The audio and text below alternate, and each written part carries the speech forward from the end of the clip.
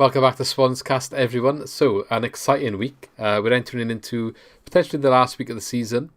One of the last videos, the last sort of post-match this will.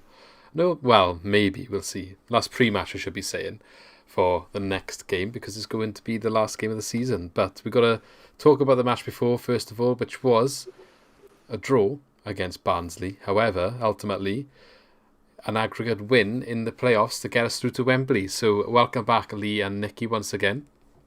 Oh, Hi, gents. And how are you feeling, Lee, then? What's your week been like after that great result for the Swans? yeah, it's been good. I'm in a good place actually because the Swans are doing well at the moment. Obviously, I'm filtering back into the office and I work with a lot of Cardiff fans, so it's been a joy going back to work and talk to them about football and how their season is going, or went, I should say. Just been fun. Clubs are open again, so that's great. Not that I can get in any of them because they're all booked up. And it's been good. Went out for my first meal on the weekend. So yeah, all good at the moment. Enjoy. I'm gonna guess. Pizza. I was gonna say. Let me guess what flavour. Margarita. Oh, I wasn't pizza. Actually, I had a calzone, folded pizza with like ricotta in it and meat. Oh my god, amazing! So, where do you have that from? Just to plug it, as you know, my partner's family have opened an Italian restaurant in Swansea, La Toscana. So check it out. Absolutely stunning food. Not sponsored, by the way. Just a family plug there. It's family ties. We should be sponsored though, but no, we're not. I'm joking. Nikki, how's your week been? It's been all right. I was dead happy on Saturday. I was in work when I watched it, obviously, but like I said, I won't tag work in it. I'm sure they won't see this. Well, you never know. It could be some secret Swans fans. You never know. Well, who knows? I went out for my first meal actually as well on the weekend. Went to a Greek place. I enjoyed that. And what else happened? Well, I watched the Sunderland game against Lincoln. I totally enjoyed that. I thoroughly enjoyed that. Why did you enjoy it specifically? Oh, I can't tell you why, Lucas. No, to be fair, I know Sunderland went out. Obviously, for the patrons who live around me, it's a bit disappointing. But it was actually quite a good game, to be fair. Lincoln deserved it in the end. Like Sunderland were terrible, but yeah, it was quite funny, really. Enjoyed on that though, just for a comic value. Yeah. Oh, just back on that for this week as well. Just enjoyed football again this week because it's been class. All the second legs really were brilliant. Even like all the Newport game was probably the best game of the whole playoffs, and that was the last one on Sunday. Yeah, enjoyed that. But like the Brentford second leg was class. Blackpool and Oxford was like 3-3. The Swans game obviously was great for us. The Sunderland Lincoln game was brilliant. It's just been a class week of football because I was sort of getting bored of it because the Premiership was thrown up ages ago in the relegation. So was the Championship really, apart from the relegation. So games on the last day. It's been a bit stale for a while, but this week of the playoff games has been class. I enjoyed it all. Well, that shows you, doesn't it? Like when people are on about like a couple of years back when they should scrap the playoffs and things like that. Like what should be like? How could you scrap the playoffs when you've had like a week like this? You think to yourself, these games have been great. It's been end-to-end football, hasn't it? It's been exciting football. It's probably the best thing to happen in football. You know what I mean? So good. Playoffs are exciting. My week's been a little bit less exciting. Obviously, you had the Swans. I'll tell you what you didn't mention: Eurovision. I thought it was a good Eurovision. Oh yeah, Eurovision. Yeah. Italy winning, which I don't think I wanted them to win at the time, but the song's grown on me. I did want Iceland to win, to be honest. But then also... Iceland are the best. They were in it last year, weren't they? There's a couple of repeat performers, though. They basically offered everyone that was in it last year the chance to, like, if their country allowed, to just go in it again, because they didn't actually do it today. So I think they have to make a new song. I think that might have been the rule. But, so I think Ukraine was another one, that throat singing. I think it was Ukraine. That song's just been mad. So I love Eurovision, but sometimes you watch it and you think that one is garbage and that one is class, and then the good one finishes like way It's not garbage. It's not garbage. The Ukraine throat singer's banging. Just got to like got to get your head bobbing. Like the Italy one, when I listened to it, I was like, "There's no way That's going to be But I guess if it was in English words and you could actually see what he was saying, it might have been good. I didn't like it at first, but I've listened to it a couple of times. It's actually grown on me a bit now. It's not that bad. I tell you, I've not heard any of them because I didn't watch Eurovision because I was working night shift. I know I'm going to have to watch it. I'm going to have to watch it just because you've given it the, you've given it the green light, lads. So I'm going to have to watch it now. Before we get on to the football, I just want to say, right, I know the UK had 0 points, but the song was shit, and so was the singing. He sounded like he was down Bamboo in the karaoke booth. The performance was awful, so I'm not surprised at all that we got 0 points. Like, everyone's saying it's political. Maybe there is political stance to it, but it was not a good performance. And that's what we get for just picking someone up off a game show and chucking them in. Well, I don't really understand what we're expecting, to be honest. Look, the guy seemed nice, and he seemed like a really nice guy. And he's not awful. He can sing far better than me. But what I'm saying is, a lot of the other guys there had really good voices, and I felt like his was a bit ropey. That's all. It was poor, to be fair. But we've had 0 before, haven't we? Yeah. It sounds like we're going to a strategy here. We've got a guy, he should play forward back. He's definitely play safe here. Play forward back. Yeah. You know what I mean? He's gone. Yeah, he's gone. He's gone defensive there. He's parked the bus. Yeah, he's massively defensive. He's gone Sam Allardyce. He's gone full on Sam Allardyce. Speaking of defensive, though, who didn't play defensive in a second leg playoff was Brentford, who ended up turning round a 1-0 defeat in the first leg, actually going 2-0 down to Bournemouth. They ended up winning the game 3-1 and winning the leg. Well, the aggregate tie 3-2. Where have I seen that before? Maybe a little bit different to how it happened last year, but the final result was the same. So, what do we think about this game then? Quick, we won't talk too much about it, but quick thoughts. I'll just take it quick. It was just I was surprised. I said about the last game, they were so open. They got caught on the break so many times. Brentford did in the first leg. It could have been more. And they got caught out really early as well in that game, like from their own corner. And I thought it was game over when Bournemouth scored, but I think the penalty and the red card helped them out. Even though we have penalties and red cards, and we have all the luck. But yeah, make of that what you will. But no, it was definitely a red card and definitely a pen as well. But yeah, I think cracking game. I think it was questionable penalty. Agent Metham or I don't know. I thought it was a questionable penalty. I thought it was very questionable. He tried to pull. I'm actually trying to think what happened actually, because I remember thinking at the time like it was the penalty. Mark Condes goes to the byline and Lloyd Kelly's like sliding to block the cross. I think it hits his knee and then it's up into his arm, but his arm's like as he's going down, it's like kind of there because he's sliding. Yeah, but he's trying to pull it in, isn't he? Yeah, he's trying to pull it in. That's what I mean. It's like. It's questionable. It's harsh. It's harsh, but I think what we've got to say, with our non-biased glasses on, by the letter of the law these days, it is a penalty. It is, yeah. So the ref made the correct decision by the letter of the law. Yeah. The question mark hangs over if you agree with the law and how they interpret the law of handball these days with all the changes that have happened recently. That's where the question mark is. The ref, I think, has done the right job ultimately on the book that's in front of him. Yeah, it is. Yeah, I understand. We would want that, wouldn't we? Yeah. Law needs to be again, didn't it?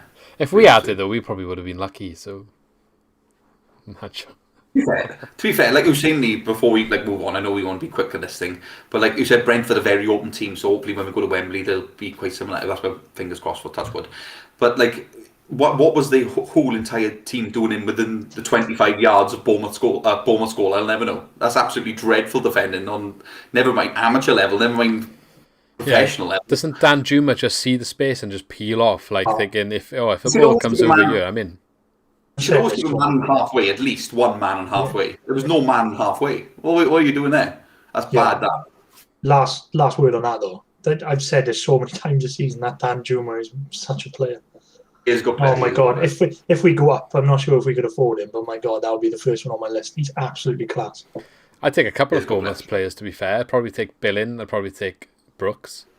Luma. Yeah, I don't know. That might be it. Luma reminds me a bit like Fur. That's what I thought. Billin is as well. Maybe Billin is a bit like that. He's a good player. Billin, he's good in the air. Big, gets about the pitch well, doesn't he? Yeah. Well, I think. The red card. Bournemouth, they were up against it at that point. I think Brentford were all over them. They were over them before that, but even more so after. You think like Bournemouth 2-0 up, they're going to try and sit back, but I think when you try and sit back and allow the pressure on with 10 men for 70 minutes, it's always going to be a tough ask, especially with the quality that Brentford have. I said in the pre-match I didn't think they wouldn't score in 2 games in a row, and that proved true. They did enough, and they're looking good going into the final, I guess. But they have their previous record of never winning in 9 playoffs that they've been involved in, never being the ultimate winner at the end. Some players, I just actually was on the Be Sorted Brentford podcast, so check that out if you would like to listen. I was on there for about an hour. I'm not sure what the final edit's going to be, but we talked quite a bit about the match. So check the thoughts out there, but we were talking about some of the players is what I'm going to get to you. I think Tony's the obvious one you talk about, but I think Janelt, he's definitely one to watch. We're going to have to win a battle in midfield to have a good game Saturday. So he's definitely one that we need to watch out for. And I don't know if Marcondes has ever played when we played them recently, but I think he's a little bit less in the headlines than some of the other players, but we need to stop him getting the ball to the likes of Tony, because I think you've got to stop the chance, because if he gets the chance, he's going to score. I think you've just got to press their midfield, haven't you? As long as you've got pressure in the midfield, they're going to struggle to get the ball up top. They've got probably have to rely on. Well, I know they don't play long ball, but they have to play risky balls. If you know what I mean? Yeah. That will suit us a lot if we can get the midfield 3 pressing on their midfield. Then we probably can get quite a bit of ball, especially on a big pitch like Wembley. It's a big old pitch, Wembley. It's not like you're playing at the Liberty or you're playing at Liberty's a bit bigger than Brentford's ground, but it's a big old pitch. You know what I mean? So there's a lot of space to utilise as well. Yeah. So I don't want to touch too much on looking towards the final. We touched on a couple of Brentford players there, based on the performance from the Bournemouth game. They ultimately won that game 3-1, as I already said, and are going through as 3-2 winners across the 2 legs. So we knew they were going to be dangerous. I think Lee, you've been calling it since I know you plastered all over Twitter, or you called it since early March. That it was going to be. I got to go back Brentford. And find it was in the international break. It was when we did the running podcast. Yeah, I said I could just see a Swans Brentford playoff final, so I'm going to claim that all the way through. So what meant to be is meant to be. Unlucky Bournemouth. Mind you, I've said 13,000 different things around that, but that was right, so I'll just show that one. Yeah. Unlucky Bournemouth. I think I wasn't necessarily looking forward to playing them if we had to play them. We didn't do that well against them this season, so it is what it is. But Brentford's also going to be a tough game. But anyway, let's move on to look at what we did against Barnsley before we do finalise on looking ahead to the weekend. So we obviously went into this game 1-0 up, tight game. I think we all called it was going to be quite tight in this game, and we took the lead again here through. You could say quite a similar goal in some respects, like a left foot finesse shot. Quite the different approach though. Matt Grimes, was it a free kick into the box that breaks to him on the edge, and he's got some fancy footwork. I think it's Britain that charges out at him. In hindsight, probably should have just stood him up. But he gives Grimes the opportunity to sort of dance around him, and then he bends it around a couple of people into the far corner of the goal. And it was a cracking goal, to be fair. I think the keeper's going to be having nightmares about Swansea players bending it into that corner. But it happened. 2 left-footed goals in the playoffs, and it was quite reminiscent of a certain playoff goal 10 years ago by the player that he's probably doing the same job as in the team, Leon Britton. It's mad, isn't it? It's mad how similar that was. Yeah. I remember screaming when he first got it to hit it, and when he cut back instead of hitting it, I was thinking, he's missed the chance. I was like, why didn't he hit it? And then all of a sudden, it's just nestled into the top corner. I tell you what, for the pressure that lad was under there, for the feet and the way he puts that into the top corner, that is absolutely quality. Fair. I've never been a massive Matt Grimes fan. I think sometimes you could do a bit more. But I think some people probably watch this could think that he probably could do a bit more. Sometimes I think he plays a lot sideways sometimes. But I tell you what, the feet to get in, there's under pressure as well. Like you said, from Britain was charging down him. with the feet and he stroked it home. It was a great finish. Fair play to him. Got to give him credit there. I've always given him quite a lot of praise, to be fair. I do quite enjoy Matt Grimes, but he's definitely proven in some big moments lately. He's had a couple of goals this season from outside the box. Actually, all of his goals, I think 3 goals this season, they've all come from outside the box. But that is by far his biggest contribution to Swansea. And as captain, that's a good way to lead your team into a playoff final. So hopefully he can continue that. He came out... we made that point as well on another podcast, like having Horahan on the pitch, because he's taking that free kick. Grimes is in that area to do that. Whereas before, Grimes would be taking the free kick, wouldn't he, with nobody on the edge of the box, really, with that capability. Yeah, exactly. I think it would only be George Byers, probably he's not here now. But yeah, exactly. That's that. And I think Matt Grimes came out quite ballsy, saying that, we learned the mistakes from last year. We were going to go into this semi-final and do the job after learning from last year. And he's put his money where his mouth is a little bit and done the job. Like him and the vice-captain, Andre Ayew, were the ones that have come up with the goods. So fair play. Anyway, going on throughout the game a little bit further. So Barnsley did get an equaliser in the second half. It wasn't really too much chances in a way for Swansea. We had a 2-0 advantage and understandably just sort of held on to it. And when I say held on to it, we weren't holding on to it. I think we were quite comfortable, to be honest. I don't think we really looked that much under threat. But Barnsley did catch us on the counter-attack, and it was actually a really good goal, to be fair to them. Great finish. Yeah, it was a great finish. Corley, Woodrow. I think Grimes is actually the one that slips. He's tracking back. He slips when going to make the tackle. That probably would have stopped the counter-attack, even if he stops him running forward. And it's a different result. But the cut back to Corley Woodrow by Jay Williams. I don't actually know. It's not Johnny Williams. He's a Cardiff, isn't he? Yeah. Jordan Williams. It is Jordan Williams. So he cuts it back, and a good first time finish from. It is first time, I believe. First time finish. Freddie Woodman's got no chance. It was a brilliant goal. Yeah, it was a great finish. Fuck me. Yeah, great finish. So they were going to come at us from that point, weren't they? Like they won goal back. What do you think after that point? How were you feeling? I felt a bit, to be honest with you. Like I said, I was watching it in work, but like you said, Luke, you were all right. Like we felt comfortable up until that point. I felt like we probably weren't going to concede a goal. I thought we were going to see this game through.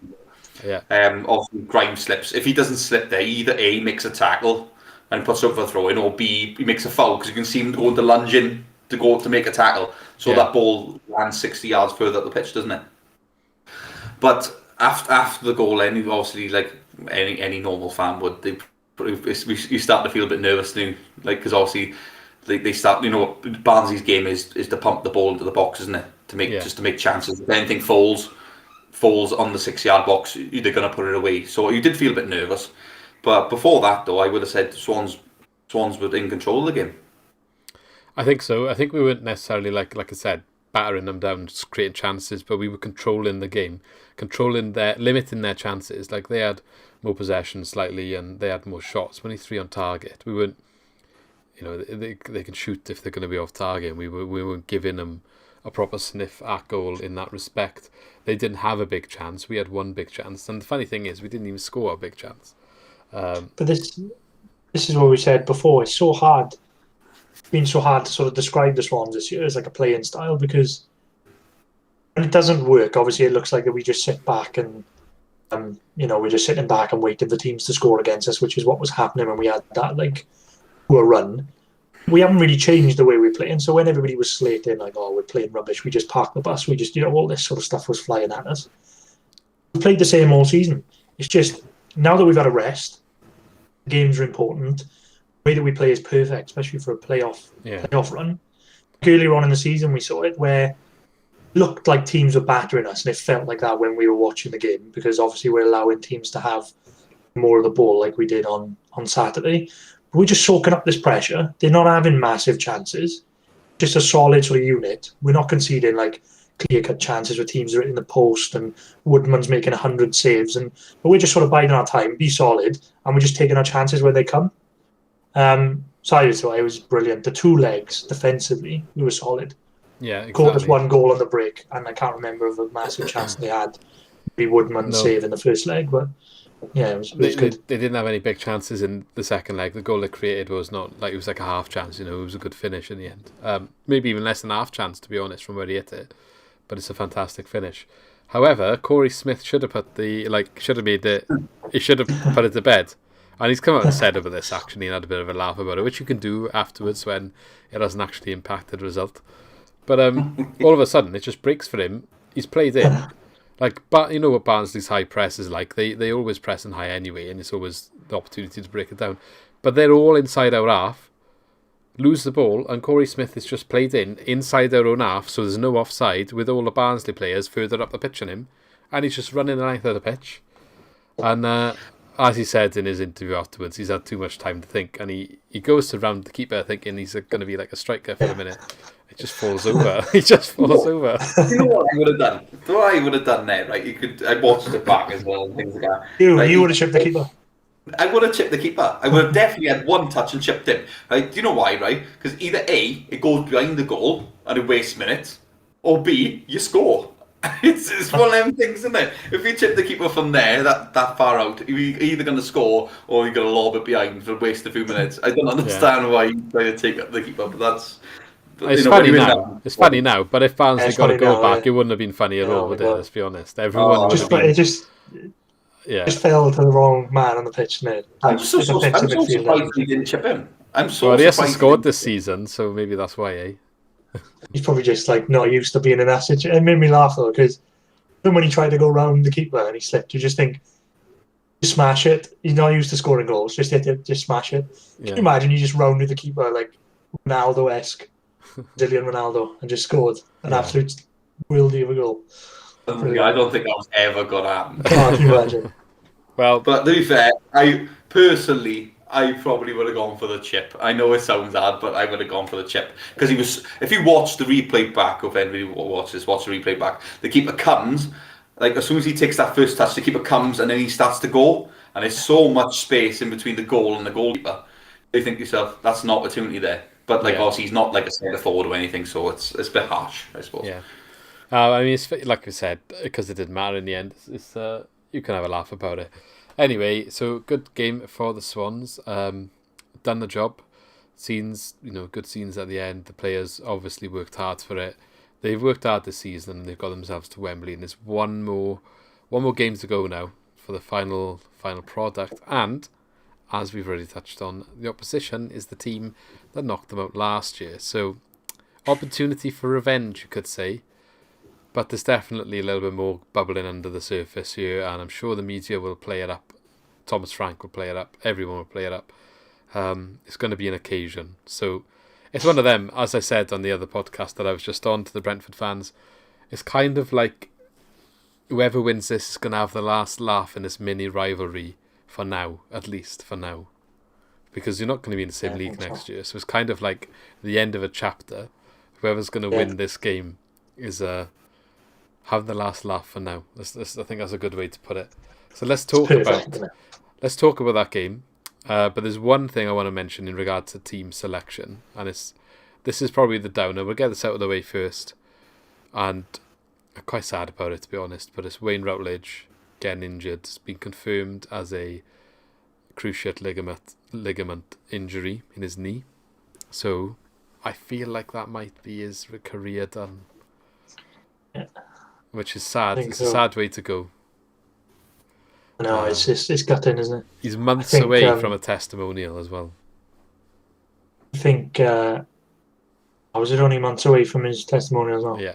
Gotta give it to him. We gotta give it to him. Yeah, they should. Yeah. Well, I hope they do, but they didn't. They didn't really seem to care about Dyer today. I know he was there a lot. Not as long as Routledge, but he just seemed to disappear. Yeah, you have been. He's still there now. He was there before Routledge. Oh, yeah, but. Well, but these the thing is though, with these players, like Routledge and Dyer and things like that, they've been loyal servants to the club, and whatever they've been called upon, they've turned up, haven't they? Yeah. These are the type of players that need to be celebrated. And like you said, look, it is dreadful the way it's gone out for him, like cruciate ligament. But like if he obviously, I can't see him getting a new contract at the club, but hopefully he stays at the club in some sort of capacity, maybe in a coaching role, or something, because he deserves it. He's been a great professional. I mean, That's what he asked for, isn't it? As well, that's what he asked for, like last season, to sort of have the contract, but that opportunity to learn to be a coach as well. I'm pretty sure Steve Cooper said they would give it to him. I was gutted when I see Steve Cooper after the game as well. He was devastated, wasn't he? They were talking about Routledge. He was gutted. I know. All I can say is, it's as much as it's not nice to go out with an injury like that, at least he got to play at home in front of our fans one last time. Yeah, which is probably, true. you know, that's one positive thing. To one positive way you can look at it. I think that's. He's been, in all fairness, though, just to say he's been class, isn't he? Because he was the lone man, wasn't he? Just like so many different lone spells everywhere, and then just seemed to settle in here and has done for so long. And they got to give him massive credit and massive love from the fans, because all the fans will love him for whatever he's given to this football club. He's given everything, hasn't he? So you've got to give him massive credit, massive love. He's going to be a big miss for the final as well, mind, just because. Do it for Routledge. Yeah, you're a massive miss though, because even if he didn't start the final, so good to bring off the bench, in the later stages of the game. Defensively as well. He stretches teams, doesn't he? He's still got that you know, the little bit of pacing behind, and you know he's got like as he's like later on in his career, he's become more wiser, hasn't he? So he knows what he's doing. But like I said, massive love to him, massive respect. He's a great player for the Swans. Yeah, indeed. So now we got that out of the way. The question asks then, because I'm assuming we're going to stick to 4 at the back unless Steve Cooper's got a massive surprise up his sleeve here. Who replaces him? I would argue it's a straight you bringing Cullen back in. Against Pontus Janssen, against these big centre halves. To be fair, he's done well against big centre halves. Yeah, These Janssens, he's always very experienced centre half. I don't know whether they want to try and probably chance low through the middle. Well, they play 3 at the back, don't they? So you're matching them front 3 for the back 3. Maybe just have him interchanging, have Cullen run in the channels if he needs to. I'm a big fan of Cullen. I do like this. I wonder if maybe the occasion, because obviously that was a big game on Saturday, but maybe tactically brought Routledge in for Cullen. I wonder if he would be tempted to play like Connor Roberts on the wing instead of push Ayew. But I know I don't really like Ayew in the middle. Maybe the 3 in the up front could just rotate rather than keeping Ayew in the middle. But if you play Connor Roberts on the wing, you can shift into a back 5 in the middle of the game rather than changing it sort of 60 minutes or 70 minutes. You have to commit to a back 5 or back 3 with the wing backs, obviously. But you can do it in the middle of the game. So when Brentford have got the ball and they're pressing, you can go into a back 5 with Connor Roberts on the wing and Norton as a third centre back, and then maybe in spells of the game where we're having more ball, Roberts can push up into a 4-3-3. I don't know whether maybe it's difficult, isn't it? Well, it's up to the manager at the end of the day. But maybe if you play low up top and maybe play Cullen a bit wider. I know he's a natural centre forward, Cullen, but if you play low up top, bit of physical presence, and we'll run into the channels.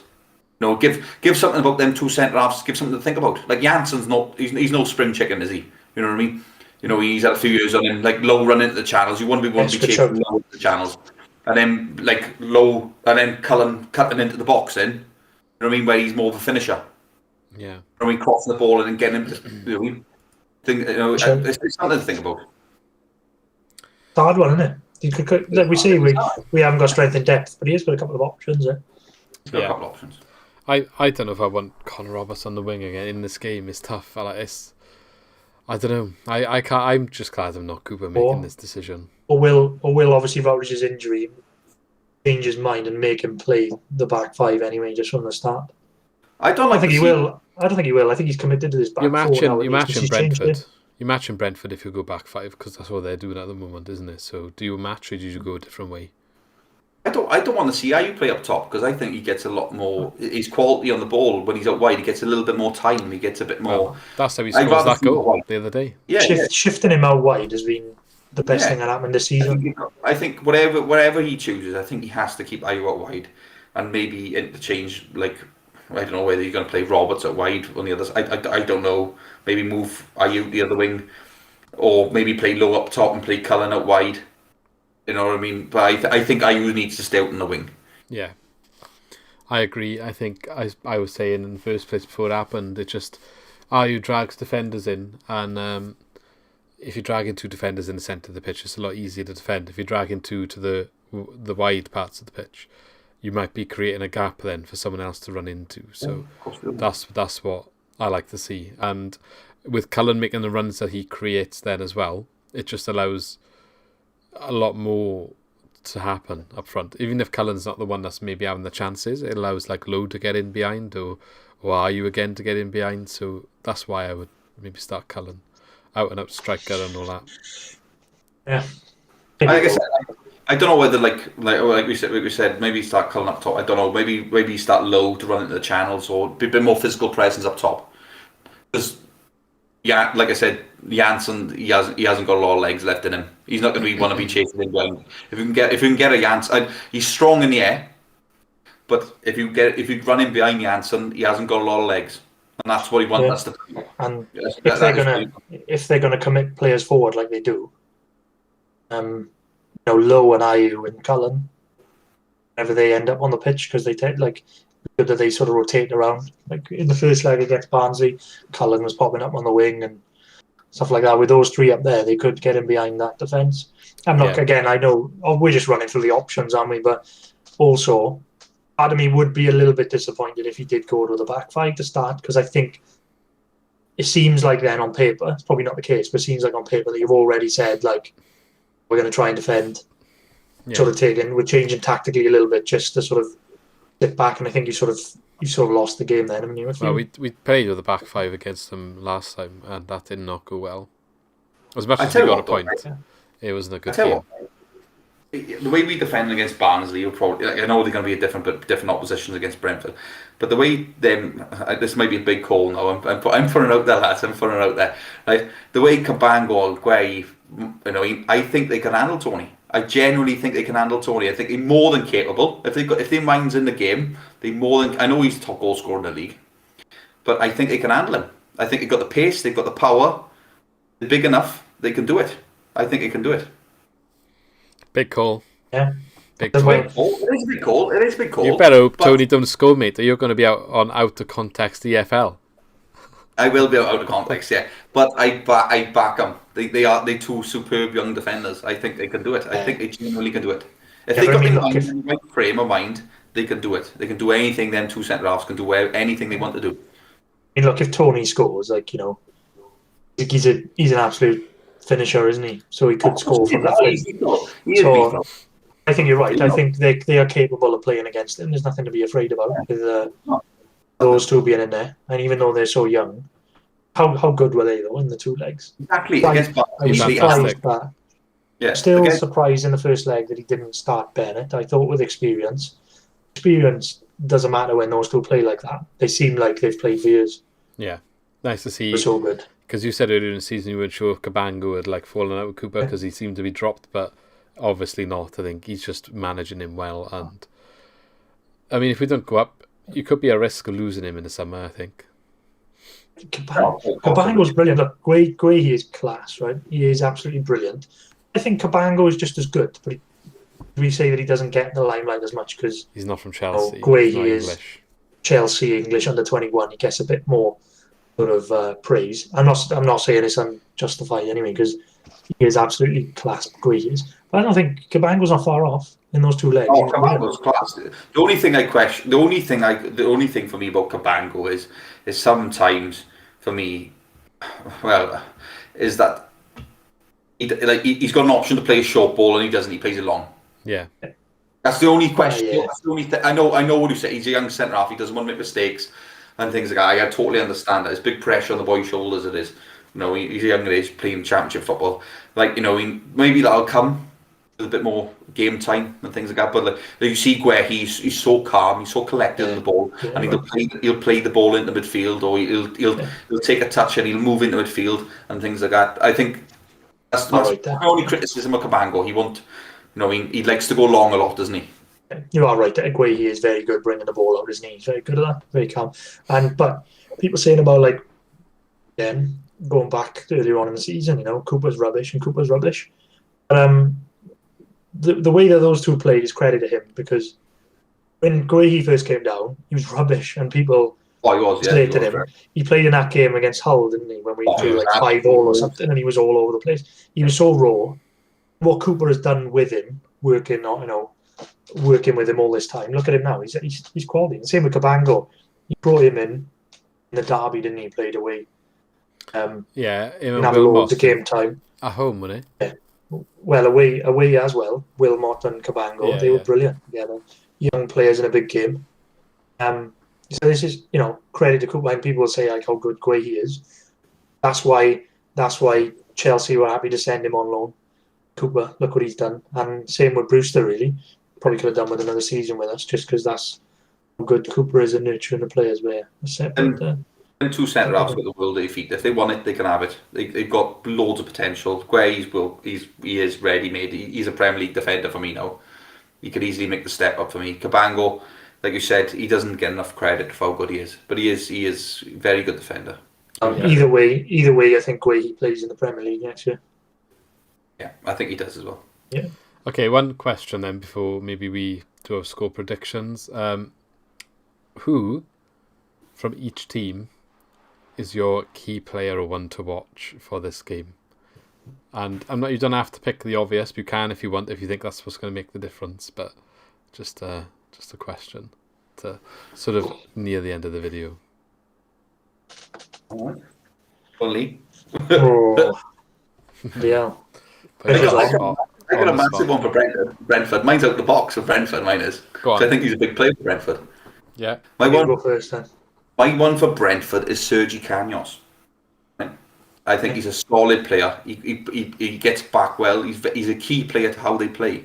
He was a winger originally last year when he played under Franks, and now he seemed to go on into the sort of like a left wing back role, hasn't he? Yeah. And he does so well at that job, and he's aggressive. He puts a ball in the box and he links up well the midfield and obviously with Tony. I think he's a key player. We need to keep him quiet. Well, do you think Norton can do that, or is that a job for Connor Roberts then? I think we've got to keep Norton. I think Connor Roberts. I think we've got to keep Norton because of the experience. Don't get me wrong, I think Connor Roberts is a class fullback. He's a great fullback. I think he's a Premier League footballer as well, to be fair, Connor Roberts. But with experience, like he can get quite fiery, Roberts, can he? You know what I mean? Sometimes the emotions sort of take over in games. Yeah. I think it does. When as a local boy as well, I think he put a lot of pressure on himself. He was desperate to get us back up. Yeah, of course he is. Yeah, and that's natural. You know what I mean? But Norton is like, he's cool, calm, and collected. He's like daddy cool a bit. As long as he doesn't get sent off this time. Yeah, Norton did sort of pull up the knee in the first leg, so I wonder if there's anything. I think the second leg. I think second leg. Sorry, not first leg. Sergi Canos is probably going to be one of the key. I know, like, people will go for Ivan Toney, but you've got to look what's around him. Yeah, exactly. They got to feed him, haven't they? Exactly. So I think Sergi Canos will be quite a key player for them. He gets up and down the pitch very well. Like I said, he was a midfielder. At fullback. He's very aggressive in a tackle. He gets forward well and he gets back well. And he links up well. So I think he's a key player to watch. Over for the Swans. Well, to be honest with you, I think Andre Ayew, isn't it? It's down to him. It's down to the big man, isn't it? He is that little bit of extra quality on a day. Like you said, like you saw against Barnsley in the first leg, we would under the cosh a little bit, wouldn't we? You know, we would be taking a bit of a pummeling at one point, and he just turns up and he curls one in from the edge of the box with left foot. Bit of Premiership quality, puts it in the net. That's all you need in a football game. If he can turn up and do that at Wembley, we've got a great chance, haven't we? Yeah. Go on then, Lee. There's a few for Brentford. I do like that Mbeumo, even though he hasn't scored the goals that he scored last year. He's missing I his just think friend, he's didn't he? caught. Ben Rama. And No, Watkins. he's caught. But I tell you what, BMW. I tell you what I'm always worried about. Oh yeah, BMW last year was. BMW. That Force is good, but he comes off the bench, doesn't he, a lot? Yeah, But he always seems to do some damage when he comes off the bench. So that's one to look at if he doesn't start. He always seems to cause a bit of havoc when he comes on. So we'll have a look out for that. I think if if the game is tight or we're winning 1-0, or if it's still 0-0 and he comes off the bench, that would be the one for me. Swans. Nicky said Ayu, so I'll change up a bit. I'm going to say low, because I think that he had his good spell, didn't he? And then he dipped, and then he had another good little spell. And I think in this playoff run, he's been brilliant with the runs he's been making. He's settled into playing on the wing now, which is where he needs to play. I think he's been class in the playoffs. And if he scored that goal in that first leg where he turned the defender inside out and went for the far corner, if that went in, that was brilliant. So I think if he does that, if he does that in the playoff final, he scored a lovely goal for Portsmouth in. I can't remember if it was the playoff final or maybe like the Johnson Pete Trophy final or something. Or for Portsmouth, he scored a lovely goal at Wembley. Chipped the keeper. So he's all right for the big occasion at Wembley. So low goal would be class. I hope so. I think he might do something as well. But I'm going to say for Brentford, I mentioned it earlier, but Jeannelet, is that how you say his name? Janel. I just think he's key for them in the middle at the moment. They don't have no guard maybe. I don't know what his availability is going to be like. He got injured in a warm-up, didn't he? So, but that might help them, the fact that they don't have to accommodate both, but they can just use him as the key man. Obviously, he scored in the last game.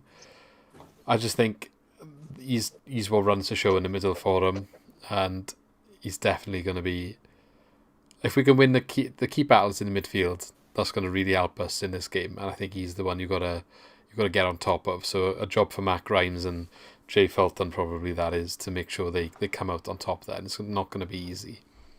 And then I'm thinking for us, like, you're thinking the playoff. Like I know you said Andre Ayew, but sometimes what wins a playoff is someone popping up that, as maybe being a bit quiet, or defender pops in with a goal and it's like a 1-0, for example.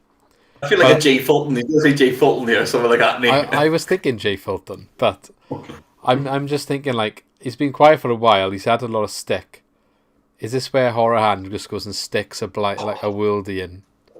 Like Tielemans in the FA Cup final. Oh yeah.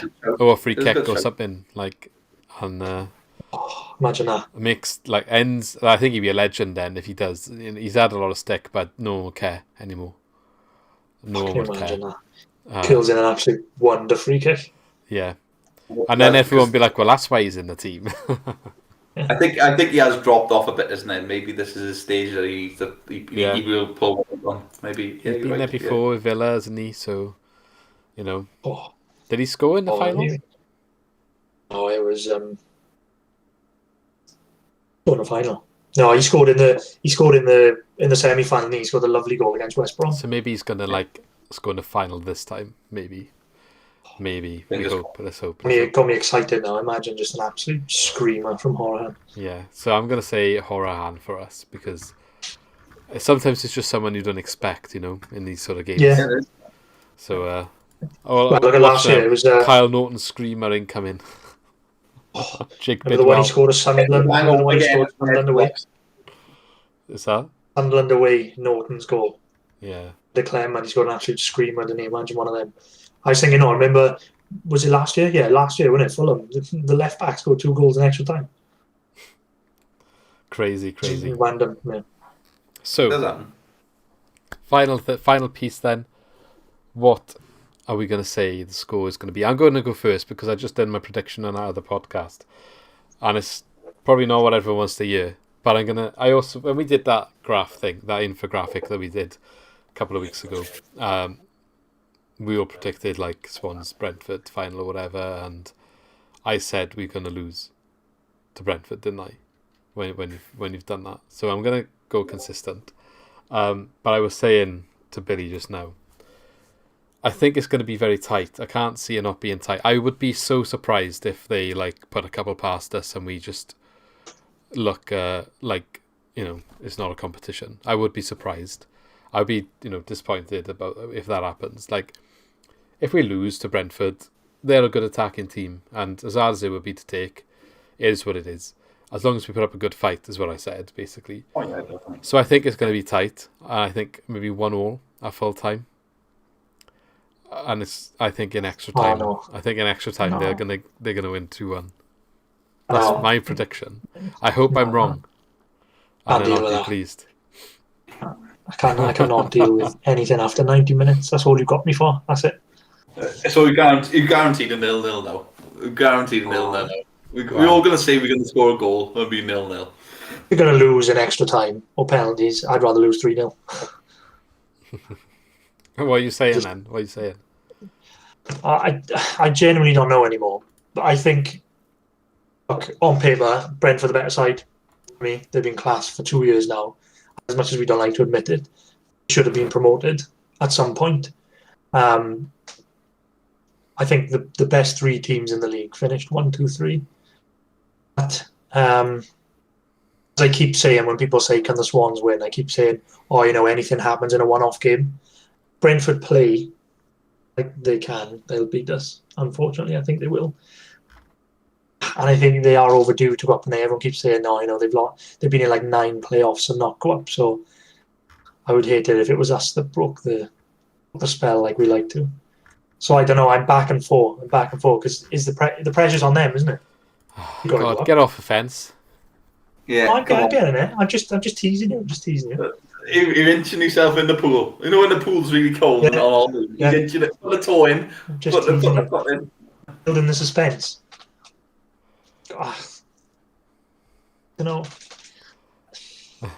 My head would say like 2-1 Brentford. Because it's a playoff final and anything happens in Brentford, the pressure going to go 1-0 Swans. Then World War III will erupt then. It's just 1-0 IU, last minute penalty. Kyle Norton mega dive. Mega dive. Go down, man. Get down in that box. Just Can you imagine the eruption? Kyle, Don't even joke about this, lads, because we gain reputation for this now. I've just been quizzed on all this. Okay, Kyle, if you're watching, go down. Go down. Under anything. You're in the box, go down. 95th minute, go down. Go down, kidder. Nicky? I know what you're saying. I know Brentford, they are a tough team. They are a very good footballing side as well. But I don't think they're the same team as they were last year. I think they were a better team last year. Definitely. Well, they got Ben Rama and Watkins, not exactly easy to replace. I mean, Tony's done a good job with his goals, but they haven't replaced Ben Rama. No, they have definitely not. Right. So I think, well, clearly we are. We're a better team than we were last year. So it was a lot closer than what people think. So obviously it was. I know we drew 1-1 up there, didn't we? And obviously we do, and we do, don't you? But I think the Swans are going to nick it. Oh, here we go, boys. I think the Swans are going to nick it 2-1. 2-1. I hope so. Who's going to score? 2-1. I believe in them because I know what you're saying. Lee, like Brentford probably deserve it, and they are. Yeah, to what, like you said, like we're all a bit biased and things like that. Like to the prejudiced their own club and things like that. And they have been a fantastic footballing team over the last few years. You can't knock that. Be fair play to them. But I think these games are built sometimes on one games, and I think we have. I think I was talking to you the other day, Liam, when we said if we are on our game and we can play like we've been so defensively solid the first half of the season, and it shows that we've done that in the playoffs as well. We can hold them out as well. So I think we can beat them. I'm going to go 2-1. I hope you're right. Who's going to score? I'm going to say Ayew. I think Ayew will get a goal because he is the big man for the big occasion. He is. He's done it so many times for us. I think he'll get a goal. And I think, big shout, here he comes, Liam Cullen. Oh, it would be class if he scored in the final. Cult hero status. Just to just to make sure that I was being serious. I didn't mean IU 95th minute penalty. My actual prediction would be low, 1-0, low. Liam Cullen, if you're watching, you scoring, kid. Go down. Go down. Go down, mate. Go down. Okay, You were a tenner. I'll buy you around in the half moon. Half moon. It's a bit sad in a way though, because in the playoff final, and we'd all be going when we end, it'd be 40,000 Swans fans there, and it'd be absolutely buzzing, wouldn't it? So it's a bit of a shame that it's this season where there's not many fans in. Good that you touched on that, because obviously we've been pushing for the ticket situation. Go on, Nick. I genuinely think we can do it. I genuinely think we can do it. A lot of people like I know we playing Brentford and they had a great team. I got this feeling inside me. I feel like we can do it. Like, I know sometimes you hype yourself up for disappointment. Well, I think you're hyping yourself up a little bit. I feel like we can do it. The thing is though, you want the players to feel like that, don't you? You want the players to feel like you can do it. Of course you do. You don't want to be doubting yourself. If you can't do it, you won't do it. So if you think you can't do it, you won't do it. So I think they can do it. Definitely. Steve Cooper, legend. So JB. What I was going to say is, obviously, like, let's leave the rivalry aside for a second. So, Billy from the Be Sorted podcast did contact us the other day to inform us about this push to try and change the decision for, the ticket allocation. Not, I understand, we all understand why there's a limit, but the problem is the FA Cup final had a different limit, which was basically twice as much. That's about right over the numbers, yeah? About twice as much as what they're giving for this match. And this match is further down the line. If anything, you'd argue they should, things are better. People have had more vaccines. The rates, I don't know what they are off the top of my head, but it just doesn't make sense, is what I'm trying to say. So, obviously, the petition is out there. So if you haven't seen it yet, we have retweeted it. It is on our Twitter, so go sign that. Hopefully, if we keep making noise, things, there might be some more things released. That's the best case scenario. Worst case scenario is nothing happens and we're in no worse position than what we are now. But, if we can keep pushing this thing, in the next couple of days, a couple more of you might get the chance to go to see this game. From both Swansea, from Brentford, Newport, Lincoln, all the other playoff games will all benefit from this, hopefully. It's not just about us and them. It's about everyone really, and having that equal sort of stand-in, because even if they had the Champions League final in Wembley, which they did try and really hard to get, they were going to up the allocation for that as well, and that would have been on the same day. It's not fair, is it? It's not fair. What's the difference? And I also want to say, while we're talking about this as well, there should be no tickets for corporate in a situation like this. I understand why they're there, sponsors, whatever, they get an allocation, but in this sort of circumstance where you've got a limited allocation, you should just, after the year where you've not been in a stadium, it's been shit for everyone. People have lost their jobs. People have been dying. They've lost family members. All of those tickets should be going to the fans, not to the people that just sit there and don't even care about the game. And half of them won't even turn up to the game. So I just think it's ridiculous they've even got an allocation. Doesn't matter what the number is. So they need to do the right thing and up the allocation for the fans. So just get behind it. If you sign a petition, retweet it, shout about it on Twitter, Facebook, whatever you're on social media. The MPs are backing it, the clubs are backing it. So let's just keep making a noise, and hopefully it makes a difference. Yep, good on him. Well done. Yeah, no, you dead right. Like you said, people have lost their lives doing this thing, and like these sponsors, you know what I mean? At the end of the day, it's a fans game. But what it proved with the Super League thing, you should be giving back to the fans. You should have a lot more in there. Like you said, it's a bit of a hypocrite thing with the FA Cup and the Champions League thing. You should definitely have more fans in there, from both clubs. It's only right. And from every club that's due to play in the playoffs, like Newport and Lincoln and all these other teams that are playing in Brentford. All these teams are playing there. They should have more fans in there. Make it an experience. I think a bit of a strange one though, isn't it? Because I'd argue that the Championship playoff final is as big as the other finals. Maybe commercially, they call it the most expensive game in football, don't they? Yeah, I mean, commercially, maybe the Champions League final probably gets more viewers and everything because it's the bigger teams. But in terms of importance for the clubs involved, the Championship playoff final is probably the biggest game. Well, it was like a record when we won it last time, and it was like 90 million. Isn't it like 200 million now? Oh, it's gone up now, isn't it? Yeah, it's just ridiculous. It's gone way up, isn't it? Yeah, I think it was 180 million, wasn't it? Something close to 200. Yeah, it's a ridiculous amount. But indeed, they need to reconsider that. So just keep making a noise, as we said, and hopefully we can make things happen. But on that note, thanks for joining Lee and Nikki. Thanks for coming back on. Thank you, boys. Don't forget, guys, to always subscribe. We've been growing quite a lot lately, actually. We've had like 30, 40 subscribers in the last week or two. So thank you very much to all those who have supported us. Keep commenting on the videos. We always like to read them, and we comment as quick and as much as we can around work and stuff, So we are trying to do this around our jobs. And yeah, it's good. We enjoy it. So that's why we do it. Follow us on Twitter. That's where we're most active. And feel free to message us. We're always trying to support things and support other people. I know there's been a couple of wrestling posts lately trying to support some of our friends that are doing some other things in Welsh sport. So it's good to push to try and grow other Welsh sports as a community. We're called Swans Cast, but it's good to sort of get out there a little bit more, I think, sometimes as well.